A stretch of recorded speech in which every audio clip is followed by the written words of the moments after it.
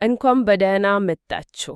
ዛሬ የምንመረምራቸው ጽሑፎች በአንድ ትልቅ ስነ መለኮታዊ ጽንሰ ሐሳብ ላይ ያተኮሩ ናቸው። ይኸውም እርገት ነው። አብዛኞቻችን እርገትን ስናስብ የኢየሱስ ታሪክ የመጨረሻ ምዕራፍ ወደ ሰማይ ያረገበት ክስተት እንደሆነ ነው የምናስበው። ልክ ነው፣ እንደዛ ነው የሚታስበው። ነገር ግን ዛሬ የምናያቸው ምንጮች ከዚህ እጅግ የሰፋ ትርጉም ነው የሚሰጡት። በትክክል ነጥቡ እሱ ነው። እነዚህ ትንታኔዎች እርገትን እንደ ፍጻሜ ሳይሆን እንደ አንድ ታላላቅ መጀመሪያ ነው የሚያዩት። መጀመሪያ? አዎ፣ የፍጥረት ሁሉ ታሪክ የሚቀየርበት አዲስ ምዕራፍ የሚከፈትበት ቁልፍ ክስተት አድርጎ ነው የሚያቀርቡት። በጣም ጥሩ። ውይይታችንም በአንድ በጣም መሰረታዊ እና እውነት ለመናገር አእምሮን በሚፈታተን ሐሳብ እንጀምር። እሺ፣ ምንጮቹ ምን ይላሉ መሰለ? እግዚአብሔር በፍጡራን ዘንድ ሊታወክ የማይችል ፍጹም ማንነት ስላለው ፍጡራን እርሱን ማወቅ እንዲችሉ እግዚአብሔር ራሱ ፍጡር መሆን ነበረበት ይላሉ። ይህ በራሱ እጅግ ትልቅ ሐሳብ ነው። እስኪ ከዚህ እንጀምር። እሺ፣ ይህንን ነጥብ በጥልቀት እንየው። እግዚአብሔር ከጊዜና ከቦታ ውጪ ነው ይላሉ ምንጮቹ። ጊዜና ቦታ የራሳቸው የፍጥረቱ አካል ናቸው። ልክ ነው። ይህ ለምን ለፍጡራን ትልቅ ችግር ሆነ? በመካከላቸው ያለው ልዩነት ምን ያህል ሰፊ ነው? ልዩነቱ ያው መሰረታዊ እና ሊታለፍ የማይችል ነው። እስኪ አስቢው፣ እግዚአብሔር ሁሉንም ነገር ያለፈውን፣ ያሁኑን፣ የወደፊቱን በአንድነት ነው የሚያውቀው። ሁሉንም በአንድ ጊዜ? አዎ። ፍጡራን ግን በጊዜ ሰንሰለት የታሰሩ ናቸው። ከአንድ ቅጽበት ወደ ሌላው ነው የሚጓዙት። እውነት ነው። ከዚህም በላይ ጽሑፎቹ ኃጢአት የመስራት አቅም ያለው ፍጡር የእግዚአብሔርን ፍጹም ቅድስና አይቶ በሕይወት ሊኖር አይችልም ይላሉ። ይህ ደግሞ እግዚአብሔር ራሱን የሚሰውር ወደሚመስልበት ሁኔታ ይመራናል። ቆይ እስኪ፣ ይሄ እኮ እግዚአብሔር ራሱ የፈጠረው ችግር አይመስልም? ፍጡራን እንዲያውቁት ይፈልጋል፣ ግን ደግሞ ራሱን ይሰውራል። በጣም ጥሩ ጥያቄ ነው። ይህንን ግጭት ምንጮቹ እንዴት ነው የሚያብራሩት? ያው እንደ ግጭት ሳይሆን የነጻ ፈቃድ ውጤት አድርገው ነው የሚያቀርቡት። እግዚአብሔር ፍጡራንን በፍቅር እንዲታዘዙት ይፈልጋል። እሺ፣ ፍቅር ደግሞ ምርጫን ይፈልጋል አይደል? በኃይልና በግርማ ቢገለጥ ፍጡራን ከፍርሃት የተነሳ ይታዘዙ ነበር። ከፍቅር ግን አይሆንም ነበር በፍጹም። ስለዚህ ቀጥተኛ ግንኙነት ከማድረግ ይልቅ በተዘዋዋሪ መንገድ ይገዛል። በተዘዋዋሪ መንገድ ይገዛል ሲባል ምን ማለት ነው? ለምሳሌ በስሙ ይገዛል የሚል ሐሳብ አነበብኩ። ይህ ስም የሚለው ቃል በቀላሉ መጠሪያ ብቻ ማለት አይደለም አይደል? ልክ ነሽ። በፍጹም። በጥንቱ አስተሳሰብ ስም የአንድን ነገር ማንነት፣ ስልጣንና ባህሪ ይወክላል። አሃ። በማንነቱና በባህሪው በተገለጸው ሕግና ትእዛዛት መሰረት ይግዛል ማለት ነው። ገባኝ። ፍጡራን እሱን በቀጥታ ባያዩም ባህሪውን በሚገልጹት ትእዛዛት ያውቁታል ማለት ነው። በትክክል። ነገር ግን ይህ ወደ ሌላ አጣብቂኝ ይመራል። ነጻ ፍቃድ ትርጉም እንዲኖረው እግዚአብሔርን መውደድ ያስፈልጋል። እውነት ነው። የሚያውቁትን አምላክ ደግሞ መውደድ አይቻልም። ይህ እኮ ሊወጡት የማይችሉት አጣብቂኝ ነው። በትክክል። ዋናው ነጥብ እሱ ነው። ነጻ ፍቃድን ማጠናቀቅ የሚለው ጽንሰ ሐሳብ እዚህ ላይ ይመታል። ምን ማለት ነው ማጠናቀቅ? ነጻ ፍቃድ ማለት የመምረጥ ችሎታ ብቻ ሳይሆን ትክክለኛውን ነገር ከፍቅር የተነሳ መርጦ በዚያ መጽናት መቻል ነው። እግዚአብሔርን ሳያውቁ ማንነቱን ሳያዩ ለእርሱ እውነተኛ ፍቅር ሊኖር አይችልም። ስለዚህ ፍጡራን በፍርሃት ወይም በግዴታ ሊታዘዙ ይችላሉ እንጂ ከልብ በመነጨ ፍቅር አይችሉም። በቃ ይህ አጣብቂኝ ነው እንግዲህ እነዚህ ምንጮች ውስጥ ለተጠቀሰው ታላቅ ክስተት መነሻ የሆነው። ይኸውም የሥላሴ ሁለተኛው አካል የሆነው ወልድ ፍጡር ሆኖ መምጣቱ። እዚህ ላይ ነው እንግዲህ ታሪኩ ሙሉ ለሙሉ የሚቀየረው። አዎ። እስካሁን ያየነው ፍጡራን እግዚአብሔርን ማወቅ ባለመቻላቸው የተፈጠረውን ትልቅ ልዩነት ነው። ምንጮቹ ታዲያ ይህንን ልዩነት ለማስወገድ መለኮታዊው አካል ራሱ የፍጥረትን ልብስ ለብሶ መምጣት ነበረበት ይላሉ። የለውጥ ነጥቡ ይሄ ነው። አሁን ፍጡራን እግዚአብሔርን ማየት፣ መስማት፣ አልፎ ተርፎም መዳሰስ ችለዋል ይላሉ ጽሑፎቹ። የሚገርም ነው።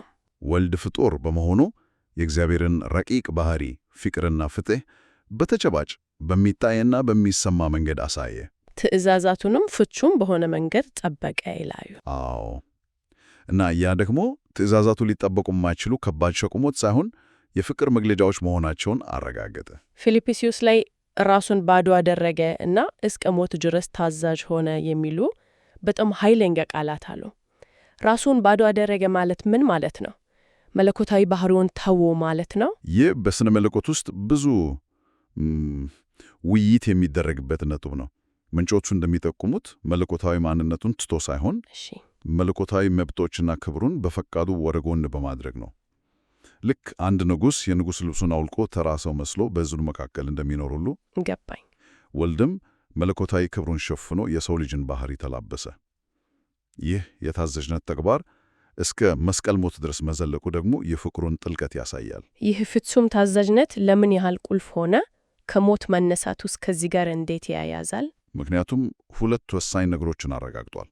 አንደኛ የእግዚአብሔር ሕግ ፍትሐዊና ሊጠበቅ የሚችል መሆኑን በተግባር አሳይቷል። እውነት ነው። እና ሁለተኛ ይህ ፍጹም ታዛዥነት የሞትን ሥልጣን እንደሻረ አረጋግጧል።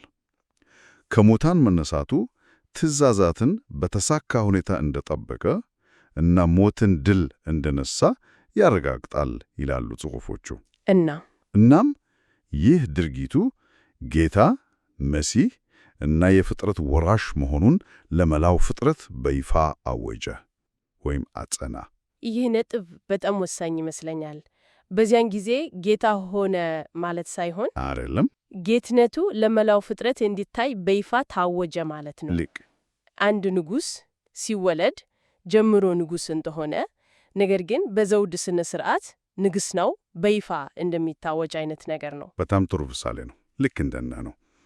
የኢየሱስ ጌትነት አንድ አከነፍ የነበረ ቢሆንም በትንሣኤው ለመላው ፍጥረት በሰማይም በምድርም ያለ ምንም ጥርጥር ታወጇል። የድል ማወጃ ነው። እንግዲህ ከትንሣኤ በኋላ እንዲሁ ወደ ነበረበት አልተመለሰም። ቀጥታ ወደ እርገቱ እናመራለን። አዎ፣ ጽሑፎቹ ወደ እግዚአብሔር ዙፋን ቀኝ ከፍ ከፍ ይላሉ። ይህ ዙፋኑን መያዝ፣ ይህ በቀኝ መቀመጥ ምንን ያመለክታል? የክብር ቦታ ብቻ ነው ወይስ ተግባራዊ ስልጣን አለው? ተግባራዊ ስልጣንን መቀበሉን ነው የሚያመለክተው። በቀኝ መቀመጥ በጥንቱ ዓለም የስልጣን ከፋይ፣ የአገዛዝ ተካፋይ መሆንን ያመለክታል። ምንጮቹ ስልጣኑ ሁሉ በሰማይና በምድር ተሰጥቶኛል የሚለውን ኢየሱስ ቃል ይጠቅሳሉ። ይህ ማለት አሁን የፍጥረት ሁሉ ገዢ፣ ንጉሥ፣ ሊቀ ካህናት እና የፍርድ መስፈርት ሆኖ ተሾሟል ማለት ነው። የዮሐንስ ራእይ መጽሐፍ ይህንን በምስል መልክ ያስቀምጠዋል። መላው ፍጥረት፣ መላእክት፣ ሽማግሌዎች፣ ሕያዋን ፍጥረታት በዙፋኑ ላይ ያለውን በግ ሲያመልኩ ይስላል። ልክ ነው። ይህ ማለት የስልጣን ሽግግሩ ተጠናቋል ማለት ነው። ይህ ሁሉ ግን ለሰው ልጆች ብቻ ይመስላል። እዚህ ላይ ነው እንግዲህ ነገሩ ከተበቀነው በላይ የሚሰፋው። ምንጮቹ እንደሚጠቀሙት ይህ ሁሉ ድርጊት ሥጋ መልበስ፣ መስቀል፣ ትንሣኤ፣ ዕርገት ለሰው ልጆች ብቻ አልነበርም። አንድ ደቂቃን ቆይ እስኪ። ለሰው ልጆች ብቻ ካልሆነ ለማን ነው? ይህ ማለት መላእክቱ እንኳን የእግዚአብሔርን ዕቅድ ፍትሐዊነት ይጣረጡ ነበር ማለት ነው። በትክክል። ይህ እኮ ስለ ሰማያዊው ዓለም ያለንን አመለካከት ሙሉ ለሙሉ የሚቀይር ሐሳብ ነው። በጣም ጥልቅ ነጥብ ነው። ምንጮቹ እንደሚጠቀሙት መላእክትም ፍጹም ነፃ ፈቃድ አላቸው ፍጡራን ናቸው። እነርሱም የእግዚአብሔርን ባህሪ ሙሉ በሙሉ ለመረዳት ይህንን ታሪካዊ ክስተት ማየት ነበረባቸው። ለምሳሌ እግዚአብሔር ፍቅር ነው ሲባል ምን ያህል ጥልቅ እንደሆነ፣ እግዚአብሔር ጻድቅ ነው ሲባል ምን ማለት እንደሆነ በተጨባጭ ያዩት በመስቀሉ ነው። ምን አይነት ጥርጣሬ ሊሆን ይችላል? የእግዚአብሔር ትእዛዛት ከባድ ናቸው ብሎ አስቦ ይሆን? ወይስ ኃጢአትን የሚማይዝበት መንገድ ፍትሐዊ አይደለም ብሎ ተጠራጥሮ ይሆን? ምንጮቹ የሚጠቀሙት በሁለቱም አቅጣጫ የእግዚአብሔር ፍቅርና ፍትሕ እንዴት አብሎ የምናሄዱ ግራ ገብቷቸው ሊሆን ይችላል። መስቀሉን ግን ሁለቱንም በአንድነት አሳይቷል። የኃጢአትን አስከፊነትና የእግዚአብሔርን ፍትሕ አሳይቷል። በሌላ በኩል ደግሞ ለኃጢአተኞች ያለውን ወሰን የሌለው ፍቅር ገልጧል። ስለዚህ የመስቀሉ ክስተት ለመላእክትም ማረጋገጫ ሆነ ማለት ነው። በትክክል። የክርስቶስ ዕርገትና በዙፋኑ ላይ መቀመጡ በሰማይም ሆነ በምድር ያሉ ፍጡራን በሙሉ የእርሱን ጌትነት ያለምንም ጥያቄ አምነው እንዲቀበሉና የእነሱም ነፃ ፈቃድ በእውቀት ላይ በተመሠረተ ፍቅር እንዲጠናቀቅ አድርጓል። እንግዲያው ይህ ሁሉ የሆነው ለመላው ፍጥረት ነው። ኢየሱስ አሁን በዙፋኑ ላይ ነው። ሥልጣኑ ሁሉ በእጁ ነው። ታዲያ የመጨረሻው ግብ ምንድን ነው? የዕርገት ክስተት ወደፊት ወዴት ይመራናል? ጽሑፎቹ ስለ አዲስ ሰማይና አዲስ ምድር ይናገራሉ። የመጨረሻው ግብ እዚህ እንደተገለጸው የኃጢአት ዕድልን ከፍጥረት ሙሉ በሙሉ ማስወገድ ነው። ኢየሱስ በዙፋኑ ላይ ሆኖ ኃጢአትና ክፋትን ሁሉ ከፍጥረት እስከሚያስወግድ ድረስ ይገዛል። እሺ፣ ምንጮቹ እንደሚሉት ኃጢአትና ኃጢአተኞች ከተወገዱ በኋላ ፍጹም የሆነውና የጸዳውን ፍጥረት የወረሰው ወልድ ፍጥረትን ለአብ ያስረክባል። ፍጥረትን ለአብ ያስረክባል። ይህ በጣም አስገራሚ ሐሳብ ነው። የራሱን ስልጣን በፈቃዱ ሲያስረክብ እናያለን። አዎ። ይህ ስለ ስልጣን ተፈጥሮ ምን ይነገረናል? በአብዛኛው ስልጣን የሚፈለግ እና የማይለቀቅ ነገር ነው። እዚህ ግን እንደ መሳሪያ ያገለገለና ዓላማውን ሲፈጽም የሚመለስ ነገር ሆኖ ቀርቧል። በጣም ጥሩ ምልከት ነው። ንጉሥ ነው፣ ዓላማ አለው። ዓላማውም ፍጥረትን ማጽዳትና ማደስ ነው። ያ ዓላማ ሲጠናቀቅ ልክ አንድ ፕሮጀክት ማኔጀር ሥራውን በተሳካ ሁኔታ አጥናቆ ለድርጅቱ ባለቤት እንደሚያስረክቡ ሁሉ ወልድም ፍጹም የሆነውን ፍጥረት ለአብ ያስረክበዋል። ይህ የመጨረሻው የታዛዥነት ተግባሩ ነው። እዚህ ላይ አንድ አስደናቂ ግምታዊ ሐሳብ አለ። ምንጩ እንደሚጠቆመው ይህንን የመጨረሻው የታዛዥነት ተግባር ከፈጸመ በኋላ ወልድ እንደ ፍጡር የነበረው ሚና ሊያበቃ ይችላል ይላል። አዎ፣ ከአብ ጋር እኩል ወደ ሆነው የሥላሴ ሁለተኛው አካል ማንነቱ ይመለስ ይሆናል ይላል። ይህ ምን ማለት ነው? አዎ፣ ይህ በጣም ጥልቅ ስነ መለኮታዊ ሐሳብ ነው። ምንጮቹ እንደሚሉት ከፍ ያለ ማንነት ዝቅ ለመታዘዙ ትሕትና ነው። እኩል የሆነው መታዘዛቸው ግን ትሕትና አይደለም። ልክ ነው። ስለዚህ ከአብ ጋር እኩል የነበረው ወልድ ፍጡም ሆኖ ለአብ መታዘዙ የትሕትና ጥጉ ነው።